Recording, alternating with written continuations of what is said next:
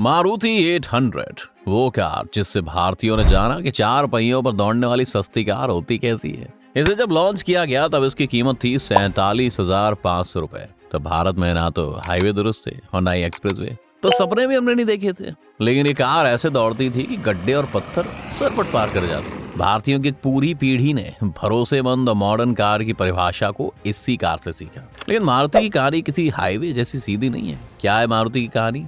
क्यों जोड़ा जाता है इसे संजय गांधी के नाम से? क्यों बनी थी मारुति इंदिरा गांधी के लिए मुसीबत? चलिए आज के इस वीडियो में हम आपको इन सारे सवालों के जवाब देते हैं, लेकिन वीडियो को अंत तक देखना बिल्कुल ना भूलें। वीडियो शुरू होने से पहले अगर आप इस चैनल पर नए हैं या आपने अभी तक इस चैनल को सब्सक्राइब नहीं किया है तो चैनल को सब्सक्राइब करना, बेल आइकन दबाना ना भूलें ताकि हमारे चैनल की कोई भी वीडियो आपसे मिस ना हो जाए। मारुति का सपना 70 के दशक में संजोया गया था। तब संजय गांधी के मन में से लेकर पहली बार अरमान जगे थे। लेकिन जब पहली बार कार डिलीवर हुई तो तारीख थी 14 दिसंबर 1983, यानी दिवंगत हो चुके संजय गांधी की जयंती के मौके पर ही 1983 में पहली मारुति कार 800 डिलीवर हुई। आज हम जानेंगे वो मारुति जिसे संजय के सपने और इंदिरा सरकार के फ्यूल ने शुरू करने का सपना देखा था।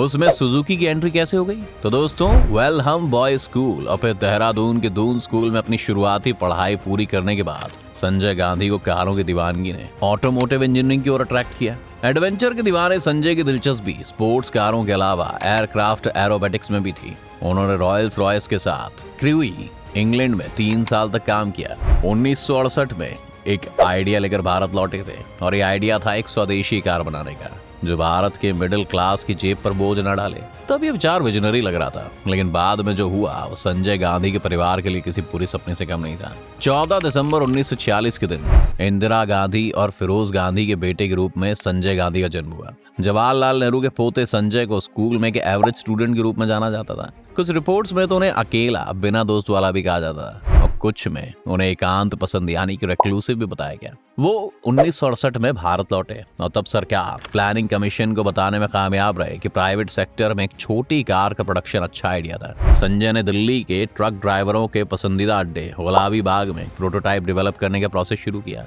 गुलाबी बाग के पास वर्कशॉप में खुद चेसिस बनाया। जामा मस्जिद इलाके से कुछ हिस्सों को मंगवाया गया और कार को आगे बढ़ाने के लिए ट्रायम्फ मोटरसाइकिल इंजन का इस्तेमाल किया गया।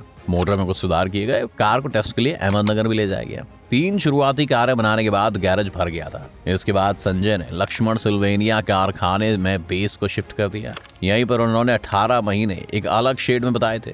कांग्रेस सरकार ने ट्रायल मोड का इस्तेमाल भी प्रोग्रेस के डेमोन्स्ट्रेशन के रूप में करने के लिए कहा।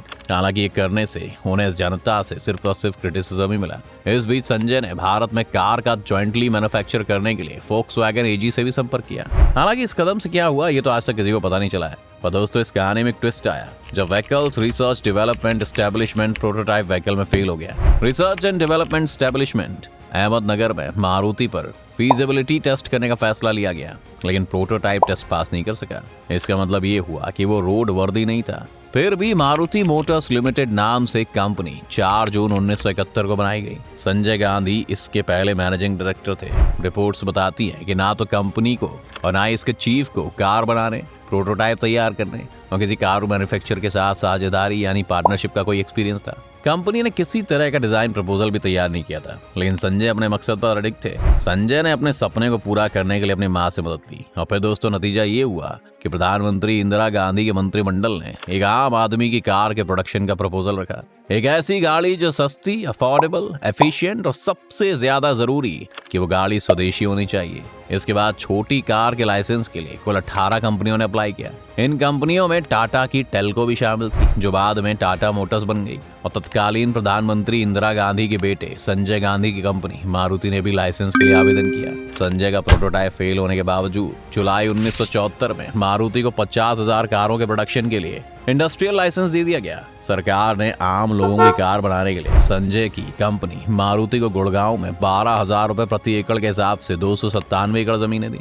यहाँ एक ऐसी छोटी कार बनाने की योजना थी जो आम लोगों के बजट में ही। सरकार ने सितंबर 1970 में एक आश्रय पत्र यानी कि लेटर ऑफ इंटेंट जारी किया जिसने संजय को 1 साल में 50,000 कारों तक के प्रोडक्शन करने की इजाजत दी। उस वक्त बंसी लाल हरियाणा के मुख्यमंत्री थे और प्रधानमंत्री इंदिरा गांधी की नजरों में बने रहने के लिए उन्होंने संजय को कारखाने के लिए एक साइट चुनने के लिए मदद करने के लिए अपने ऑफिशियल्स को भेजा। उन्होंने उन्हें सोनीपत में जमीन देने के लिए पेशकश की, लेकिन संजय इसे दिल्ली के नजदीक चाहते थे। विरोधियों का कहना था कि कांग्रेस के वरिष्ठ नेता बंसीलाल उस टाइम हरियाणा के मुख्यमंत्री थे और संजय गांधी के दोस्त भी थे। बंसीलाल की मदद से संजय ने गुड़गांव में कुछ जमीन हासिल की। हरियाणा सरकार द्वारा किसानों से औने पौने दामों पर भूमि का अधिग्रहण यानी कि एक्वायर किया गया और मारुति लिमिटेड नाम की कंपनी को सौंपा गया, जिसे संजय ने अगस्त 1971 में शुरू किया था। गोला बारूद के ढेर को हटा दिया गया था। बैंकों ने कंसेशनल कर्ज लिया। हालांकि संजय की कंपनी को कार का ठेका देने के इंदिरा सरकार के फैसले की व्यापक आलोचना हुई, लेकिन 1971 में बांग्लादेश मुक्ति संग्राम और पाकिस्तान पर भारत की जीत ने इस मुद्दे को पीछे धकेल दिया। शुरुआत में सोचा गया था कि आम लोगों की कार की कीमत 8,000 रुपए के आसपास रखी जाएगी। कई साल गुजरने के बाद आखिर में मई 1975 में आम लोगों की कार की लॉन्चिंग की चर्चा होने लगी। लॉन्चिंग की चर्चा के साथ इसकी एक्स शोरूम कीमत फिक्स की गई, जो पहले की तय कीमत की तुलना में 2 गुने से ज्यादा थी, यानी कि 16,500 रुपए। इस तरह हरियाणा में गाड़ी की ऑन रोड कीमत करीब 21,000 रुपए बैठी। लॉन्चिंग की चर्चा करते हुए मई 1975 में संजय ने दावा किया था कि वह हर महीने 12 से 20 कारें बना सकते हैं। उन्होंने अगले 4 साल में से बढ़ाकर 200 कारें प्रतिदिन ले जाने तक का भी दावा किया था। हालांकि 31 मार्च 1976 तक संजय की कंपनी ने महज 21 मारुति कारें बना पाई थी। इंदिरा गांधी ने जून 1975 में देश में इमरजेंसी लगा दी थी। इमरजेंसी लगते ही संजय राजनीति में कूद गए थे। हालांकि इसके बाद वो मारुति के एमडी बने ही रहे और इमरजेंसी में भी 4,000 रुपए की सैलरी हर महीने उठाते रहे। अब इमरजेंसी के बाद 1977 में हुए आम चुनाव में इंदिरा गांधी के नेतृत्व वाली कांग्रेस चुनाव हार गई। मारुति का मामला अदालत पहुंचा। 1978 में कोर्ट ने मारुति को बंद करने का आदेश दे दिया। संजय की मारुति और आम लोगों की कार वाली कहानी के सपने पर विराम लग गया। साल 1980 में कांग्रेस की सरकार में वापस आने के बाद इस प्रोजेक्ट को फिर से खड़ा किया जा सकता था, लेकिन दिल्ली के सफदरजंग हवाई अड्डे के पास एक 2 सीटों वाले विमान को उड़ाते वक्त संजय गांधी की अचानक मृत्यु हो गई। उनके निधन के बाद इंदिरा ने अरुण नेहरू की स्थिति का जायजा लेने और ये जांचने के लिए बुलाया कि क्या भारत की पहली घरेलू कार बनाने के उनके बेटे के सपने को रिवाइव करना पॉसिबल है। नेहरू ने महसूस किया कि प्रोजेक्ट में कुछ खास था, लेकिन जरूरत थी तो एक प्रोफेशनल कार मैन्युफैक्चरर की। जानकारों की एक टीम ने दुनिया भर के कई कार मैन्युफैक्चरर्स का दौरा किया। जापान की सुजुकी इस डील को करने के लिए आगे आई। सरकार ने फोक्सवैगन से भी संपर्क किया था। जब सुजुकी के इसके बारे में पता चला तो उसने जर्मन कंपनी को भारत की पहली पीपल्स कार बनाने की दौड़ से बाहर रखने में उसने कोई कसर नहीं छोड़ी। सुजुकी ने सरकार को अपने मॉडल 796 का डिजाइन दिखाया, जो जापान और ईस्ट एशियन कंट्रीज में कामयाब रही थी। देश की नब्ज भांपने के लिए उसने कई जांच प्रक्रियाओं को पूरा किया और आखिर में एक ऐसी कार बनाई जो भारतीय कंडीशंस का सामना कर सके। और आगे जो हुआ वो तो आप सभी जानते ही हैं। देश की सड़कों पर छा जाने वाली इस मारुति 800 और संजय के बनाए मॉडल को देखें तो इन दोनों में कोई समानता नहीं है, सिवाय इसके कि नाम में मारुति जुड़ा हुआ है और बैच पुराना था।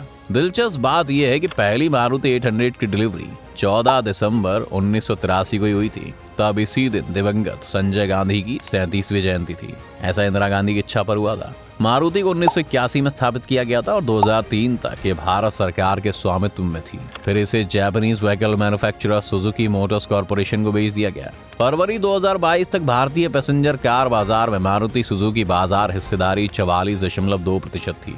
तो दोस्तों, आज की वीडियो में बस इतना ही।